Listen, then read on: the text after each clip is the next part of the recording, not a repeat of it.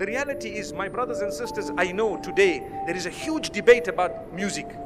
I want to mention again, we spoke about logic a little bit earlier. We know from a religious perspective, the ruling. Let's speak about from a logical perspective. Wallahi, now I have done my own little research with non-Muslims. And I have asked religious non-Muslims, I'm talking of Christians and Jews and Hindus, etc., naming top pop stars from the music industry. Would you allow your children to listen to this person? Never. Would you allow them this? Never. Would you allow them that? Never.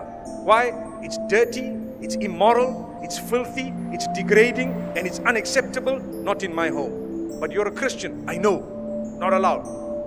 But you're a Jew, not allowed in my home. But you're a Hindu, never, not with my children. Why? Because the industry is dirty, that's what it is. So people argue, no, there is maybe perhaps, I do agree.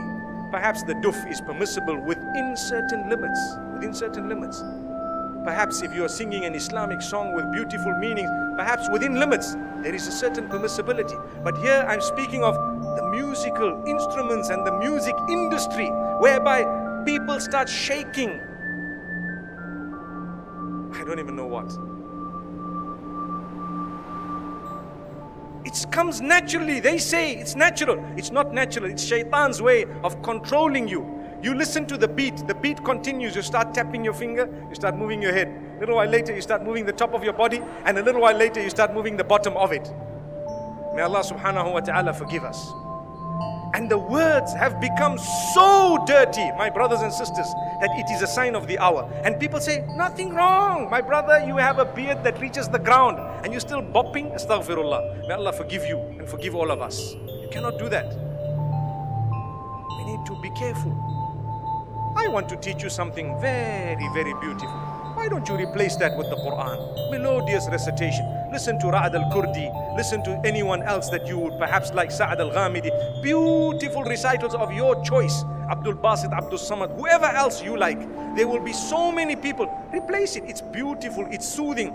Go onto YouTube and check how the non-Muslims reacted to a survey or a little test, an experiment that was done where they were told to listen to this Quran without knowing it's the Quran and comment about it. Wallahi, now in Europe, the test was done recently and a lot of them say, it's so calm, it's so cool, it's so soothing, I feel spiritual. Go and listen to the answers. It's there live for everyone to see. And we Muslims who have the Quran, we are not achieving any soothing, no comfort, no nothing from this. How and why? Surely you can replace it. I would rather be resurrected and arrive in the presence of Allah subhanahu wa ta'ala, having known as a person who gave up dirty music for the words of yours, O Allah. I didn't want to listen to all of this. I gave it up. I know there was a debate about halal, haram. I do know the majority of the scholars said it's not permissible. I do know some of them said, okay, within a certain scope it's okay. But remember, those who say within a certain scope it's okay, none of them say that the musical industry of today is permissible. Not even one of them. Remember that. I would rather come in front of Allah and be resurrected as a person who just substituted all of this for the Quran. Allahu Akbar.